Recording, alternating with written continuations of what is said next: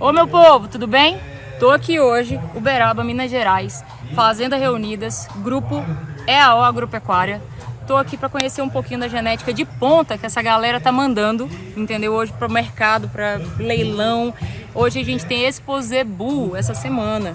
Tô aqui para convidar vocês, porque hoje a Antônia tá lá em Rio Branco, na Federação de Agricultura, com o nosso presidente Assuero Veronês e também com o superintendente do Senar, Mauro Marcelo. E eles tiveram uma excelente conversa sobre o futuro da agricultura e da pecuária no estado do Acre. Vamos conferir? Então, gente, estamos aqui na Federação da Agricultura e Pecuária do Estado do Acre. Quero agradecer a presença do nosso superintendente do Senar, Mauro Marcelo, e também o nosso presidente, que está aqui conosco, doutor Assuero. Muito obrigada por nos receber. O podcast Na Roça com Elas, que é levar sempre a informação daquilo que nós temos de melhor na agricultura, de inovação, de tecnologia e também de políticas públicas para você aí no campo. Então, vamos começar aqui com o Marcelo, produtor rural, entender um pouco como é que é a dinâmica do Senar, desse auxílio ao produtor rural no estado do Acre, no Vale do Juruá, mas também no estado do Acre. Queria que você falasse um pouco para a gente, Pode contextualizar assim, um pouquinho da tua história, o tempo que tu está aqui e o que tu vê de potencialidade no Senar para o homem do campo. Certo. Antônio, primeiro é uma satisfação imensa participar do Agro com Elas. Você veio aqui, é importante a gente falar um pouco do Senar, que o Senar está muito presente naquela região também do Vale do Juruá. Bom, a minha história aqui no sistema, eu já tenho 22 anos, Federação da Agricultura Senar, vem galgando espaço aí, desde analista administrativo até superintendência, passei praticamente por todos os cargos, e aí eu tenho a honra hoje de ser o superintendente do Senar. O Senar hoje é o Serviço Nacional de Aprendizagem Rural. A gente praticamente trabalha hoje em média com 5 mil produtores atendidos por ano em todo o estado, oferecendo para eles capacitações, que são os cursos de formação profissional rural, que a gente tem esses cursos que são de curta duração, justamente para o produtor ter uma ocupação, tanto para melhorar a sua produtividade na propriedade rural dele, quanto para a inserção dele no mercado de trabalho. Então esses cursos vão desde tratorista agrícola, inseminação artificial, manejo de rebanho, cultura do café, então todas as áreas, todas as cadeias produtivas que o estado do Acre trabalha, o Senar faz esse trabalho também de formação profissional dos trabalhadores e produtores rurais. Inclusive na nossa vertente nova, que é a soja, grãos, a gente tem trabalhado bastante nisso. Também trabalhamos com os filhos de produtores. Então a gente tem cursos técnicos em nível médio para filhos de produtores rurais. Então a gente trabalha com o curso técnico em agronegócio ou o curso técnico em zootecnia. Lá temos 2 polos, um aqui e outro na sua cidade, lá em Cruzeiro do Sul. Lá em Cruzeiro do Sul o Senar funciona junto com a sede do Sindicato Rural, que a gente agradece, é um parceiro grande do Senar, e a gente tem lá o curso técnico em agronegócio, que são 2 anos, reconhecido pelo MEC. O cidadão sai de lá tecnólogo, pode trabalhar nas casas agropecuárias, nas fazendas, no meio rural como um todo, E também temos a assistência técnica e gerencial, que hoje é o grande diferencial do Senar. Consiste em assistência técnica, justamente o atendimento do produtor por 2 anos. 2 anos, então ele começa lá com o diagnóstico produtivo da propriedade individualizado, você vai na propriedade, cada técnico de campo ele atende 25 produtores, ele vai lá faz um diagnóstico produtivo da propriedade, depois faz um planejamento estratégico baseado nesse diagnóstico produtivo, começa a fazer inserção tecnológica, Os cursos de formação que eu falei, de formação profissional, quando precisa, por exemplo, ele está trabalhando lá rebanho leiteiro, vamos supor, está trabalhando em pecuária de leite. Quando precisa fazer inseminação artificial das vacas, os cursos já estão garantidos para essas pessoas que trabalham na assistência técnica, e a gente faz um monitoramento dessas ações no final do primeiro ano e repete no final do segundo ano. Em média, a produtividade que a gente tem conseguido aumentar no produtor rural em média de 30% de produtividade e 35% em relação ao aumento de renda nas propriedades rurais, só com assistência técnica do Senar. Então a gente tem feito esse trabalho no Acre todo, como eu falei, 5 mil produtores atendidos, 40% da demanda do Acre hoje já está no Vale do Juruá, então a gente tem trabalhado em todos os municípios ali do Vale do Juruá, também incluindo Tarauacá e Feijó, Na assistência técnica nós estamos com 9 cadeias produtivas trabalhando, né? Pecuária de corte, pecuária de leite, horticultura, mandiocultura, suinocultura, piscicultura, café. Então a gente tem 9 cadeias produtivas trabalhando e temos tentado aí acompanhar a velocidade do desenvolvimento tecnológico que a produção precisa e que o produtor tanto almeja. Então, o Senar é um parceiro do Sindicato Rural. Parabenizo aí a sua ideia do podcast, esse trabalho que é importante levar essas informações para o produtor rural, e a gente está à disposição sempre. Muito obrigada, realmente o Senar, esse braço forte, gente, né? Muitas pessoas têm chegado a nós buscando, nós estou sabendo do curso do agronegócio, eu sou filho de produtor, então como é bom ver, né, que você daqui aqui de cima, né, aqui da capital, consegue alcançar de forma tão eficiente o produtor rural através dessas parcerias. Marcelo, muito obrigada, muito obrigada mesmo. O Senar, esse braço forte aqui, o nosso superintendente, a gente só tem a agradecer. Presidente Açoeiro, obrigada mais uma vez, né? Eu gostaria de saber que o senhor falasse para nós, assim, né? Primeiro um pouco da sua visão nesse sentido da agricultura, né? O produtor rural que nos assiste hoje, falando da realidade dele, né? Aquele produtor rural que está lá, que vem da mandiocultura, que vem da monocultura, para a gente resumir. Mas o que ele pode esperar? Esse produtor rural que nos assiste, o que ele pode esperar hoje diante do cenário que nós vivemos? Mas um cenário, vamos sair do nível nacional, vamos ficar aqui no Acre, né? Esses 80% de reserva, essa dificuldade que a gente tem na renovação do nosso solo, na valorização da agricultura. O que o senhor acha diante do cenário, o produtor rural que nos assiste? Ele deve ter esperança? Esperança nunca morre, né? Já tem o ditado, né? Sem dúvida nenhuma, mas a gente tem que procurar encontrar caminhos. Eu me preocupo muito não só com o Acre, mas especialmente com essa região do Juruá, porque é a região mais esquecida, mais distante, e é onde menos temos áreas para trabalhar. Foi muito engessada essa região, com unidades de conservação, terras indígenas, uma área desmatada relativamente muito pequena, né? Algo em torno de 5% naquela região. Isso por si só já nos limita, mas nós precisamos encontrar caminhos, né? Como eu disse, a gente tem que ter criatividade, ter força e ter participação política para tentar mudar esse estado de coisas, que é esse desalento que existe por grande parte dos produtores rurais daquela região, especialmente pequenos, e que não encontram possibilidade de crescimento econômico, de melhora de qualidade de vida, porque estão sempre com níveis de produtividade muito baixos, não têm o apoio que precisa ter. Não se faz mais agricultura na enxada. Nós precisamos de tecnologias. E tecnologia depende de política pública, depende de apoio do poder público, que nem sempre é suficiente ou adequado para o que está acontecendo no nosso país e nessa região especialmente. Eu pergunto, qual que é a vocação da Amazônia? Qual que é a vocação do Juruá? É extrativismo? É voltar para o velho extrativismo, que hoje a gente sabe que não tem renda, não tem escala de produção, que é impossível você pensar nesse novo formato que se queiram nos vender, a imagem de que é possível fazer através da bioeconomia. O que é bioeconomia? É tentar manter a floresta em pé e fazer a floresta produzir alguma coisa que possa melhorar a qualidade de vida das pessoas, melhorar a renda, gerar emprego, etc. É possível? Eu acho muito difícil, né? Então, continuam nos vendendo uma imagem, um projeto, que é um projeto falido. O agro brasileiro, apesar da crise desse ano, de preços e tudo mais, mas o agro brasileiro é um grande exemplo de sucesso do país. A maior participação de PIB, do PIB brasileiro, está no agro, né? O agro é exportador, o agro gera renda, desenvolve as regiões.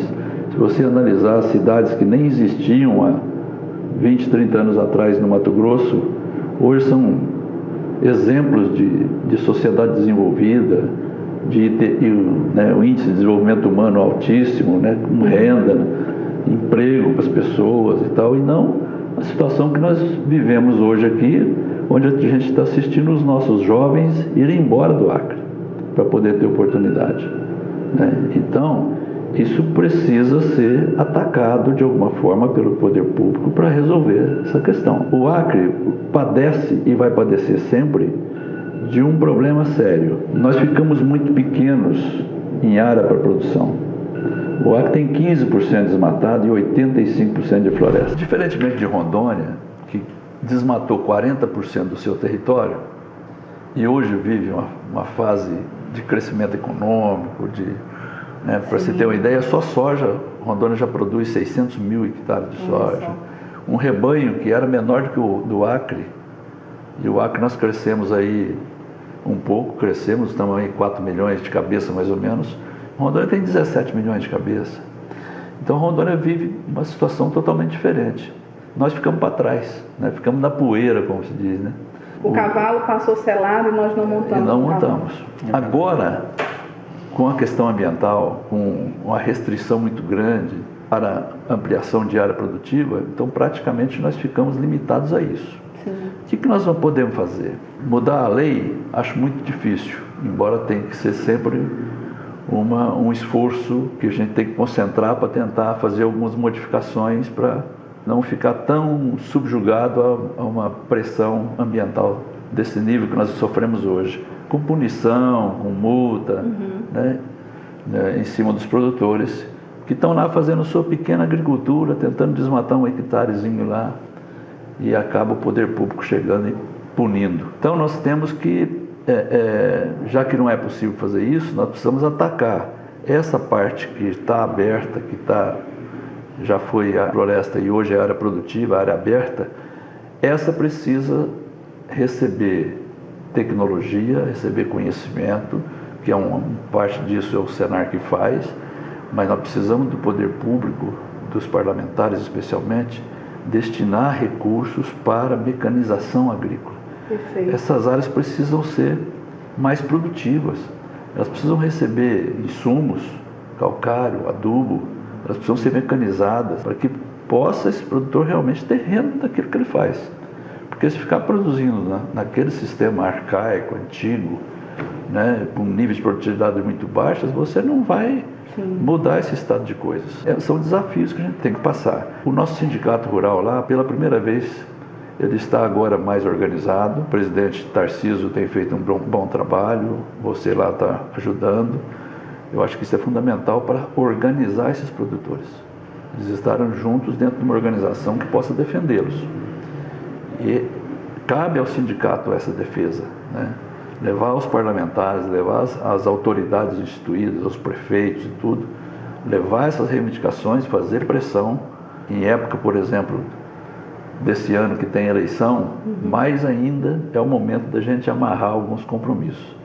E os recursos para isso, hoje, os parlamentares hoje têm muito recursos disponíveis para eles, através das emendas parlamentares. Então nós precisamos melhorar. De alguma forma é preciso planejar isso e fazer com que as prefeituras, os deputados e o próprio governo estadual, o governo federal, aporte recursos para desenvolver essa região, desenvolver a produção agrícola, que é a vocação da região. Já fiz a pergunta aqui, qual é que é a vocação do Cruzeiro do Sul e da região ali? É o extrativismo? Eu acho que não. Não acredito nisso. Questão madeireira, manejo e tal, tudo em crise. É o etnoturismo? Etnoturismo é lá um nichozinho, né? Mas é desse tamanhozinho, né? Uma coisa muito pequena para você esperar desenvolvimento a partir disso. A gente tem que falar de desenvolvimento, não de ficar produzindo coisinhas que são importantes. Às vezes os produtos do extrativismo têm lá seu nicho de mercado, mas não vai desenvolver a região. Então nós temos que acreditar que é possível aumentar a produtividade nessa região, encontrar caminhos para a gente ampliar um pouco a área de produção, porque é muito pequena, e precisamos acreditar que a infraestrutura aconteça. Melhores estradas para escoar, acreditar principalmente na chamada transoceânica via Cruzeiro do Sul. Essa é uma luta que tem que ser diária, porque nós temos uma realidade. A China está construindo um porto, que é o maior porto da América Latina, que vai estar pronto esse ano, no final do ano. Isso. O porto de Xangai. A China não está fazendo isso aí para comercializar com o Peru. Onde que a China olha? Ela está olhando para o Brasil por uma questão de segurança alimentar. A China se preocupa como alimentar seus 1 bilhão e 400 milhões de habitantes, É verdade. né? No futuro. Então só para completar esse raciocínio, essa saída para o Pacífico do centro-oeste brasileiro, Mato Grosso especialmente, Rondônia, que produzem muito, e nós aqui no meio, né, nós tem que passar por aqui. Mas a grande saída era essa ferrovia que corta o Acre todo, passa para o Cruzeiro do Sul e liga para o Pucallpa. Apesar das pressões contrárias dos ambientalistas, né, que se organizam em ONGs e tudo para tentar barrar esse projeto, mas esse projeto seria vital para a gente resolver parte dos problemas que nós temos, porque aí sim a gente traz um modal de transporte extremamente moderno, né, que é uma ferrovia e que vai nos aproximar de um grande mercado consumidor que é a China, que precisa de comprar, e nós estamos aqui para produzir. E, é claro, tendo essa possibilidade, começa a mudar um pouco esse cenário. Mas parte, antes de tudo, antes que isso aconteça, que ainda demora algum tempo, nós precisamos resolver o problema de hoje. É isso. E os produtores hoje estão precisando muito de apoio para que as coisas mudem um pouco. É isso, né? Até dentro do que o senhor ia falar, né? Assim, eu me empolgo, assim, porque é algo assim que nós lá, principalmente do Vale do Juraí, eu sei que o Acre todo, o Brasil todo anseia por isso, né? Por essa ligação. Meu Deus, o PIB hoje, né? Esse 1/3 aí responsável, né, pela exportação do Brasil, de toda a riqueza também. A gente sabe que tudo isso vem do PIB, de 10 copos de suco de laranja que a Europa bebe, 9 vem do Brasil. Nós somos considerados celeiro do mundo. Isso é incrível de ver, mas também é tristonho quando a gente percebe que o Acre está muito aquém daquilo que pessoas como o senhor desejam, né? É latente ver isso na sua fala, que o senhor deseja, né, essa evolução, né, esse crescimento do nosso estado. Diante disso, né, essa estrada saindo, as coisas acontecendo, o senhor concorda que a gente precisa organizar a nossa cadeia produtiva, sair da monocultura, né? O Vale do Juruá hoje é conhecido como a terra da farinha. O senhor acha que essa saída da monocultura, né? Agora nós já temos o café, né? Investindo um pouco mais também no cacau, saindo da monocultura, pode ser aí essa alavancada que a gente precisa para quando chegar lá no momento da exportação, até das próprias ATEGs, né, dos cursos, nós estarmos mais preparados para atender uma parte dessa demanda? Eu sempre digo que a pequena propriedade, que é a nossa preocupação, o pequeno produtor ele precisa ter cultura perene. Isso dá sustentação econômica para a propriedade pequena. E quais seriam essas culturas perenes, que você não precisa plantar perene, é aquele que você não precisa plantar todo ano, né? Para o nosso produtor saber. Em vez dele ficar plantando só essas culturas anuais, ele tem que plantar essas culturas perenes. E quais são? Eu sempre penso assim, a gente tem que trabalhar com produtos que tenha mercado mundial, que o mundo todo precise deles. Porque isso dá uma amplidão, né, muito maior para a gente ter um pouco mais de segurança naquilo que está fazendo. E dentre esses produtos eu elenco pelo menos 3. Café, o mundo todo toma café, cada vez mais, até a China. O chinês está fazendo fila para tomar café.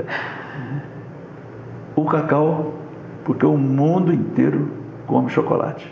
Por último, é um pouco mais novo ainda, não tem a tecnologia desenvolvida que já tem hoje para o café e para o cacau, mas vamos ter, é o açaí.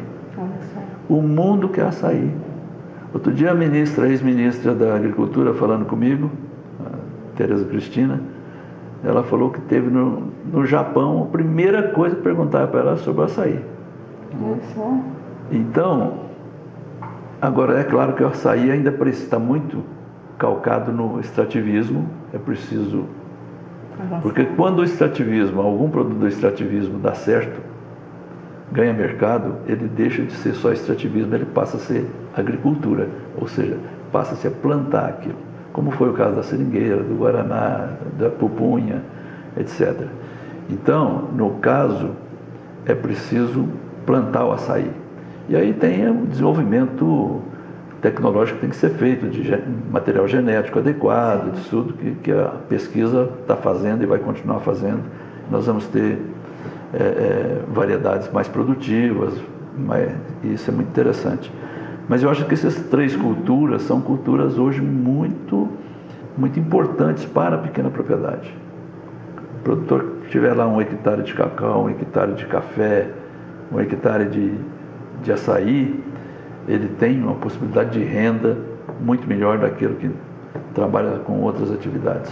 E também não sai do risco de, por exemplo, o café, né? Estava bom na safra passada e depois não tá tão bom, mas eu já tenho cacau, né? Eu já tenho nunca é bom você ficar só com um produto. Colocar todos os ovos numa cesta só. É bom diversificar, né? Porque a hora que um produto entra em crise, tem um outro que socorre, né? Que aguenta. Como é o caso, por exemplo, hoje da soja, que está num preço muito baixo, né? O Acre começou a plantar soja. Aliás, lá no Juruá já tem um produtor plantando soja lá. Isso significa que é possível fazer, né? É claro que a infraestrutura precisa, mas já tem infraestrutura privada.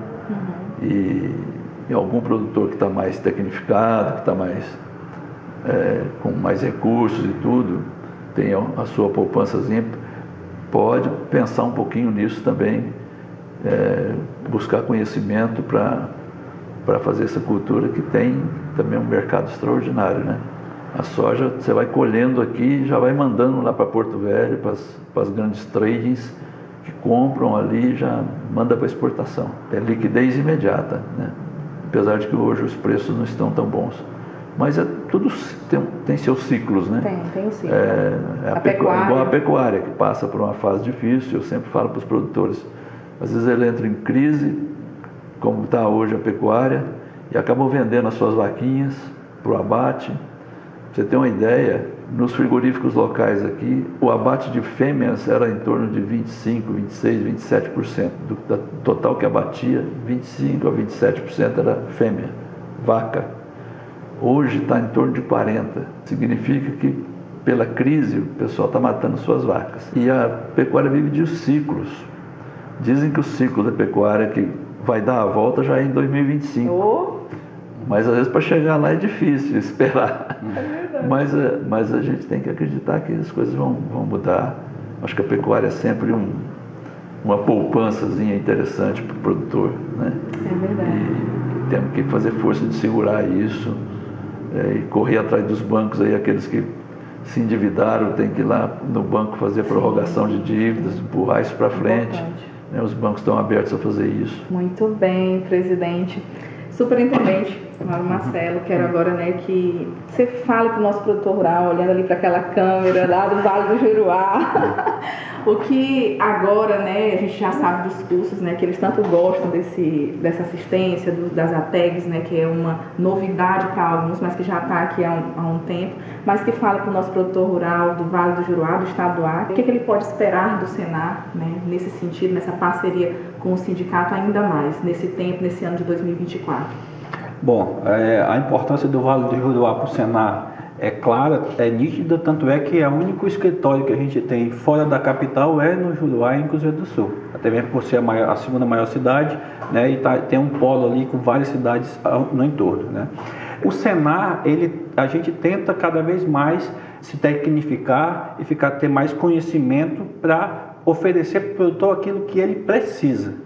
Por esse motivo, o Senar, ele quando vai fazer o planejamento estratégico para o ano que vem ou até o final desse ano, ele vai na comunidade, ele procura os parceiros. O Sindicato Rural de Cruzeiro do Sul é um grande parceiro, as secretarias municipais de agricultura também são, justamente para a gente ouvir o que vocês esperam da gente. Então, o que é que vocês estão precisando? Porque tem aquele tipo de planejamento que é feito em gabinete, em que as pessoas chegam lá dizendo, olha, eu tenho isso para te oferecer. Às vezes o que a gente está oferecendo não é o que precisa. Não é necessidade. Vocês que têm a capacidade e têm conhecimento da realidade. Então, o que é que acontece? A mensagem que a gente deve fazer é o seguinte: quando o Senar noticiar que vai fazer uma reunião de planejamento, que a gente chama parte do plano norte de trabalho, participem, peço para a comunidade rural, os sindicatos rurais, as associações, as secretarias de agricultura participarem, e justamente para quê? Para a gente saber quais são as demandas de vocês, que vocês podem ter certeza que a gente vai tentar viabilizar, né? Agora, nesse momento, a gente está fazendo, a gente tem 18 turmas de ATEG que a gente vai montar no Acre todo, certamente para a região de Cruzeiro do Sul, aquela região, pelo menos aí metade disso, ou um pouco menos, a gente vai tentar levar para lá. E a gente trabalha muito em quê? Cafeicultura, mandiocultura, pecuária de corte, pecuária de leite, horticultura. Então, aquilo que for necessidade daquela comunidade, a gente vai tentar levar. Um tempo desse, um produtor nos procurou através de tosquia de ovino. Quando ele me falou isso, eu não sabia nem o que era, né? É uma questão de trabalhar com a lã da ovelha, né? Sim. E aí o que acontece? Como o Senar é nacional, a gente consegue pedir para a nossa central em Brasília, eles trouxeram, por exemplo, do Rio Grande do Sul, um especialista. E a gente consegue trazer essas pessoas também. Então, o Senar tem essa vantagem de ele estar presente em todas as unidades da federação. Então, a nossa palavra é o seguinte: se planejem, é isso que o produtor rural, cada dia que passa, ele deixou de ser apenas um produtor, ele é um empresário rural. Sim. E como empresário rural, ele tem que fazer planejamento na sua propriedade, independente do tamanho, 10 hectares, 20 hectares ou 1.000, independente do tamanho, tem que fazer o planejamento e tem que verificar quais são as necessidades, fazer um diagnóstico e dizer quais são as necessidades da propriedade dele. A partir do momento que ele tem esse diagnóstico, ele procura o Senar, que a gente vai tentar dar a solução que ele precisa. Muito obrigada. Obrigada de verdade. Conte conosco do Vale do Juruá para tornar aquela região ainda mais produtiva, né? Sim, nessa potencialização, nessa parceria junto com o Senar. Conte conosco do Sindicato dos Produtores Rurais. Igualmente. Obrigada. Presidente, nesse tempo todo que o senhor, né, está aqui em presidência, a gente percebe a importância que foi a sua atuação nesse cenário rural. O senhor poderia elencar um ou dois pontos que foi esse diferencial para o nosso produtor rural entender a importância do senhor aqui, defendendo, o senhor disse que chegou há pouco de Brasília, defendendo os nossos interesses, e eu me sinto muito lisonjeada de estar aqui com o senhor hoje e poder ouvir isso em primeira mão. Então, assim, mas eu queria saber, assim, nesse tempo que o senhor está, o que o senhor poderia elencar, não, Antônia? Aconteceu isso, era assim, e a gente trouxe esse ganho. Gostaria que o senhor falasse isso para o nosso produtor rural. É difícil fazer autoelogio, né? Não é do meu feitio, não, mas eu te diria que a federação, nesse período todo, sempre teve uma atuação bastante forte, sempre foi muito respeitada pelos administradores públicos, especialmente, e pelos produtores rurais. Eu acho que a gente sempre levou com muita seriedade o nosso trabalho. A federação cresceu muito, né? A federação tinha um escritóriozinho ali na Galeria do Zé de Mello, bem pequenininho, 3 funcionários e tal. E hoje, só pelo prédio que nós temos aqui, você vê que a estrutura é outra. Agora ainda, eu vim de Brasília, nós estamos recebendo um aporte de estruturação melhor aqui de profissionais. Nós vamos ter mais profissionais trabalhando com a gente, um advogado, economista, agrônomo, veterinário.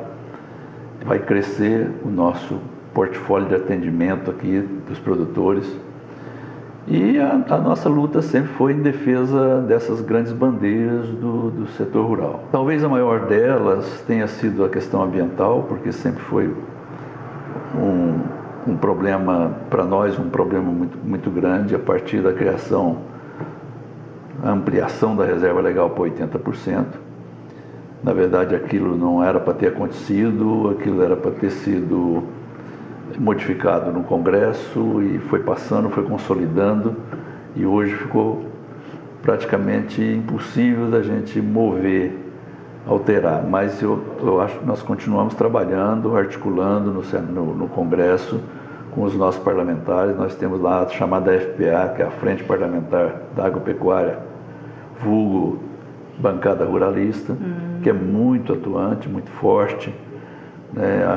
Ontem nós tivemos lá em Brasília um evento muito grande à noite, que foi a apresentação da agenda legislativa para os parlamentares. Esteve presente o ministro da Agricultura, o ministro da MDA, o presidente da Câmara, Arthur Lira, e nessa discussão exatamente onde nós levamos anualmente para os parlamentares qual é a demanda principal do setor, quais são os projetos de lei que estão no Congresso tramitando e que são prioridades para o setor. A agricultura brasileira, o agronegócio de um modo geral, recebe hoje da sociedade esse entendimento da importância que nós temos hoje para o país, para o crescimento do país, para a geração de emprego, né? O avanço sobre as exportações que o Brasil tem conseguido, né?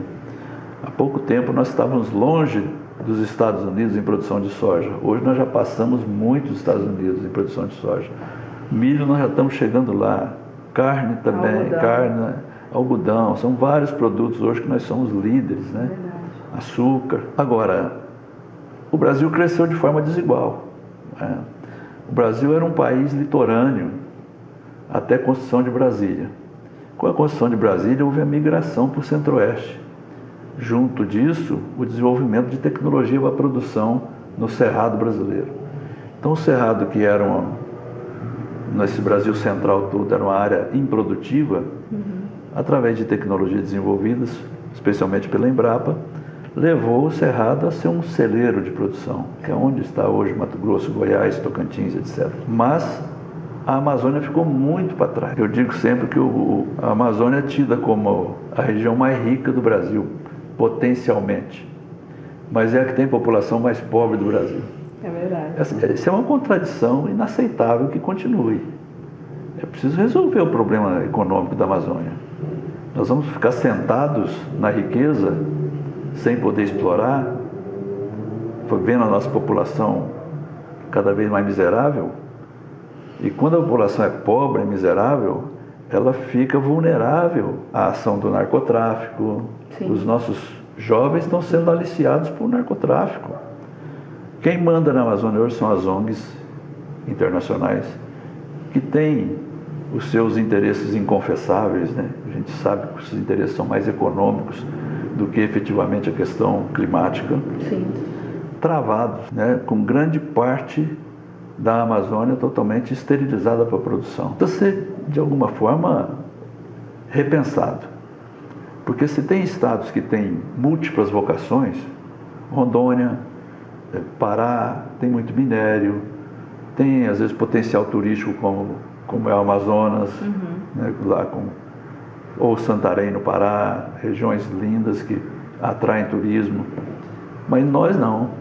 Nós não temos minério nenhum, aliás, não temos nem pedra, não temos vocação turística, muito pequena a nossa vocação. O que nós temos de bom?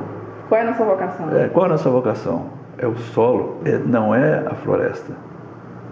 Então, o solo nosso é de boa qualidade, lugares melhores, outros menos um pouco, mas todos são muito férteis. E o clima, então, nem se diga, esse é o clima para a produção. Agora, nós chegamos na terra do não pode. Se você não pode explorar aquilo que você tem de melhor, de vocação, o que nós vamos fazer? Nós vamos ficar dependendo de ajudas que nem sempre vêm, né, dos outros estados e tudo mais. Nós vivemos aqui de recursos que vêm de outros estados. O forte dos nossos recursos aqui, que você vê uma sociedade ainda que se movimenta, sim, que haja um comércio mais ou menos fortalecido, são recursos públicos que vêm para cá, pelas diversas razões, pelas diversas formas. Mas é isso, a gente fica na luta de buscar dinheiro de fora para vir para cá. Então nós precisamos mudar isso um pouco. Agora, é preciso acreditar que a Amazônia, com seus 60% do território nacional, ela é diferente. E é preciso olhar cada região com a sua especificidade, né? Antônio, só me permite uma parte. O presidente não gosta de se autoelogiar, mas eu não vou fazer um elogio, mas falar um pouco de fatos que eu acho importante vamos dizer assim, da participação da Federação da Agricultura no comando dele nesse período que você perguntou, perfeito, né? Você perguntou. Por exemplo, ele, como presidente da Federação da Agricultura, ele foi o representante da CNA na discussão do Código Florestal Brasileiro. Então, as vantagens, precisa melhorar o código, mas as vantagens que o código trouxe, várias vantagens que trouxe, certamente ele era um assessor do Aldo Rabelo, que era o relator do código naquela época, né?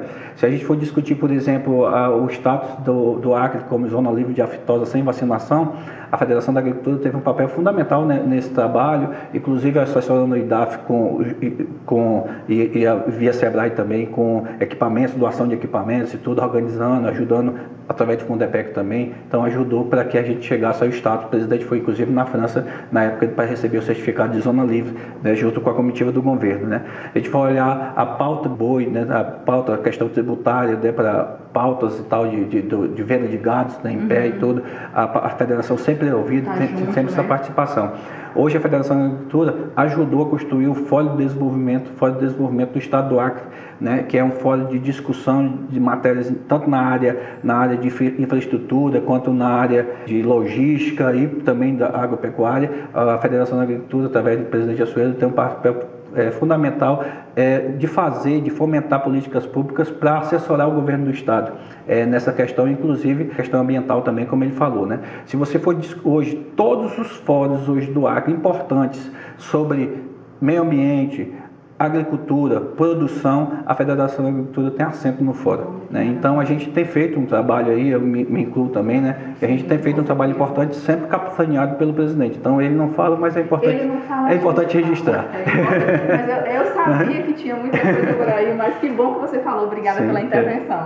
Presidente, já estamos, né, finalizando. De verdade, muito obrigada.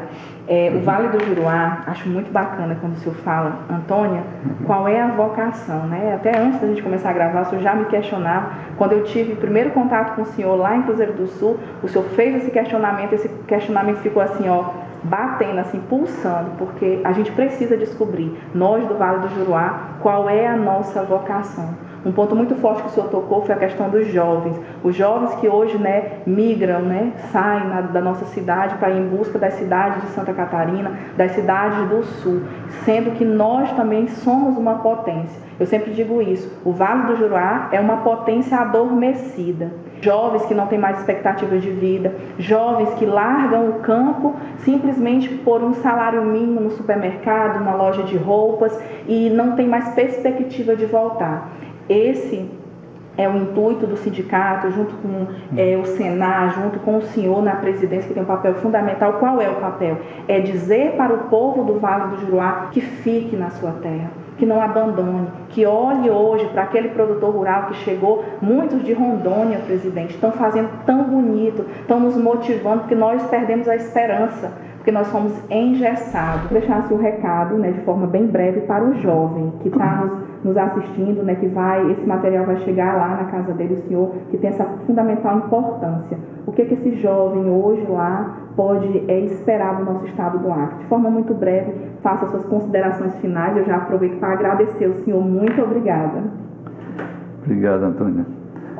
Pois é, falar para os jovens é sempre muito interessante, muito bom, porque os jovens sempre precisam de uma palavra de alento. A gente não pode ser desanimador, a gente tem que sempre ser estimulador das vocações, estimulador do futuro, as pessoas acreditarem que é possível fazer, né?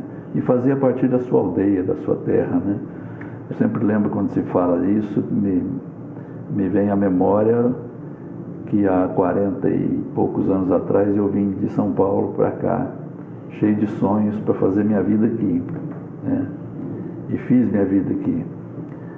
É claro que eram épocas um pouco diferentes, né? Havia, na verdade, um outro viés no desenvolvimento do país, né? A Amazônia estava no momento de ser ocupada, ser desenvolvida, o governo pensando em infraestrutura e políticas de financiamento e tudo mais para desenvolver essa região. Muita gente se beneficiou disso. Mas hoje, quando você não fortalece a economia, você não gera emprego. Você não gerando emprego, esses jovens ficam no desalento e acabam, grande parte deles, migrando, indo para outros locais do país, né? Tipo Santa Catarina hoje, que virou, e parece que a Paraíba também, sim, muita gente. Mas o fato é isso, as pessoas vão buscar oportunidades. E isso é muito triste, porque você está perdendo um ativo importante, que é o jovem, né? Porque os velhos vão passando e vem vindo a outra geração. Mas se essa geração é esvaziada nos seus sonhos, nas suas possibilidades de desenvolvimento pessoal, de crescimento, de ter seu patrimônio, de criar sua família naquele lugar, é muito triste isso. E cabe a nós, especialmente a classe política, enfrentar essa questão. Nós não podemos deixar a sociedade local desesperançada desse ponto. Eu acho que é preciso encontrar saídas, é preciso encontrar a solução para que as pessoas possam ficar no seu lugar, tocar o negócio que aquilo foi de seu pai, né, dos seus pais, quer dizer, receber aquilo como uma dádiva e crescer ali, né? É tão gostoso isso, mas lamentavelmente a gente vive um momento assim, como eu disse, desalentador. Então é preciso um estímulo, mas esse estímulo depende exatamente de que as coisas comecem a acontecer em termos de investimento, de romper as amarras que estão impostas. É preciso reagir a isso. É preciso que a gente tenha essa capacidade de reagir contra essas forças que nos oprimem, que não deixam que a gente faça aquilo que é preciso fazer, aquilo que é a vocação de cada um, aquilo que o seu lugar, a sua aldeia, né? É preciso cantar a sua aldeia. Presidente, muito obrigada mais uma vez. Acredito que essa parceria com o Senar, né, com a Federação, né, com todos os sindicatos do Estado também, podem fortalecer e tornar, né, com fé em Deus, o senhor disse para a gente não perder a esperança, vou levar isso comigo, com fé em Deus, tornar o Estado do Acre, né, altamente produtivo. E o Na Roça com Elas fica por aqui. Muito obrigada, que Deus abençoe a todos. Agora eu quero agradecer os nossos patrocinadores. Sem vocês, meu povo, esse projeto jamais seria possível. E depois dos patrocinadores, eu quero chamar a Ana, porque a Ana tem novidade pra gente. Acompanhe aí. Podcast da Roça com Elas. Apoio Sindicato Rural, FAEAC, CNA, Senar, Toyota. Patrocínio House CZS Imóveis, de Grãos, Agrovariante, Paraná Express, Frigorífico em São Sebastião, Yamaha Motocenter, Raça Forte, Honda Juruá Motocenter, Agro Juruá, Diário do Acre, Celeiro 163, Lacote Assessoria Agropecuária e Fazenda Brasil. Venha fazer parte do podcast do produtor rural, Na Roça com Elas.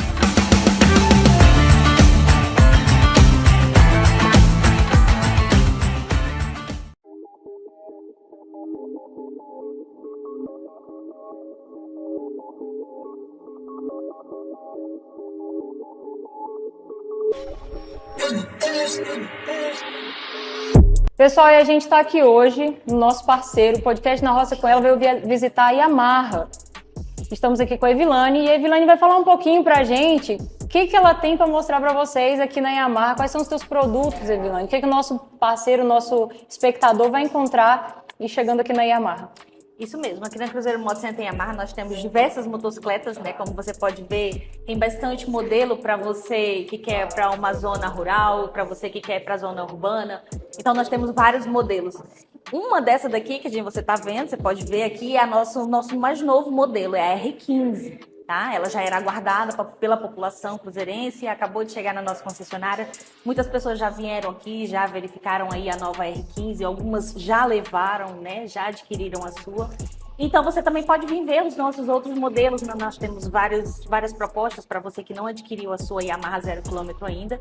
Então corre aqui na nossa concessionária, a gente tem o Consórcio Nacional Yamaha, nós temos o financiamento, temos várias parcerias com bancos para você adquirir aí a sua motocicleta 0 km e também temos o Libera Crédito, que é uma compra programada para daqui 12 meses você já sair pilotando a sua Yamaha 0 km. Olha que legal. E para o nosso amigo do campo, nosso produtor, fala o que você tem de moto aqui para atender o homem do campo, que anda estrada de chão. O que você tem para ele? Olha, para a população que vem aí para estada, para ramal, que a gente chama, né, para toda a população aí que quer adquirir a sua motocicleta para ramal, eu apresento a vocês esta linda motocicleta aqui, que é a Cross 650, né? Nós temos ela em várias cores e modelos e versão também. Essa Cross 650, ela custa apenas R$ 23.200 à vista. Nós temos vários planos, temos promoções, né? Nós temos ela em duas versões, a versão S, né, que temos a bege e a azul, e temos essa daqui também, que é a Cross CS, que temos vermelha e preta. Ambas para ir para a cidade, para o ramal. A maioria da população que vem do ramal atrás de uma motocicleta alta, né, que possa estar indo aí no campo, sem nenhum problema de ficar lá atolado, né? Então você pode adquirir a nossa nova Cross 150 também, que é uma ótima escolha. Muito bom. Evilane, muito obrigada. Eu Parabéns, são produtos maravilhosos. Acho que a Yamaha já é uma marca consolidada no mercado. Todo mundo já conhece. Quem usou não troca, né? E aí fica aí o convite para os nossos ouvintes, para os nossos espectadores, para os produtores, amigos e parceiros para vir conhecer a Yamaha aqui. Procurem a Evilane. Qual que é o telefone de contato, Evilane? Nós temos o 99202-4251, que é via WhatsApp. Você pode fazer ligação também, pode conversar com a gente no WhatsApp, né?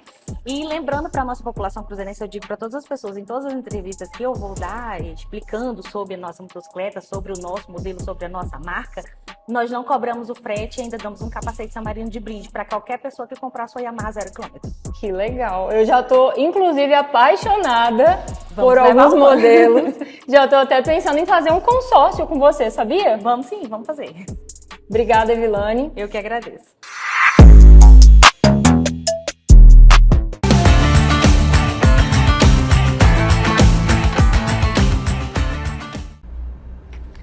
Olá, meu nome é Ana, sou engenheira agrônoma, mestre em ciências ambientais e hoje a gente teve uma dúvida de um produtor lá do ramal São Francisco, aqui de Cruzeiro do Sul, o seu João. Ele mandou uma dúvida pra gente dizendo que ele está com um ataque de mandarová e como ele poderia fazer para tentar combater essa praga. Gente, primeiramente a gente tem que fazer um monitoramento da área, tá?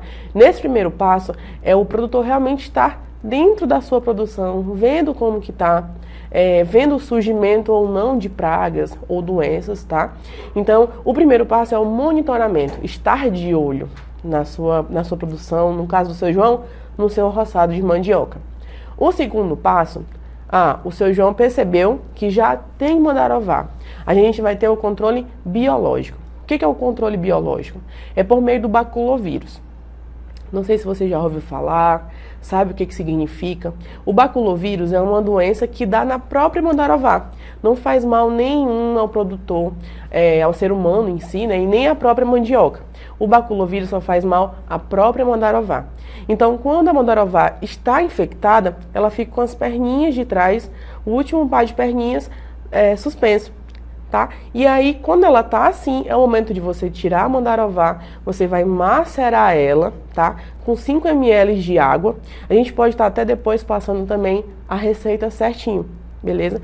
E aí o produtor pode ter essa mistura em casa. E ele pode estar borrifando, né, com o próprio aplicador, o pulverizador costal na sua produção. A lagarta, ela vai comer esse baculovírus e vai acabar morrendo. Tá?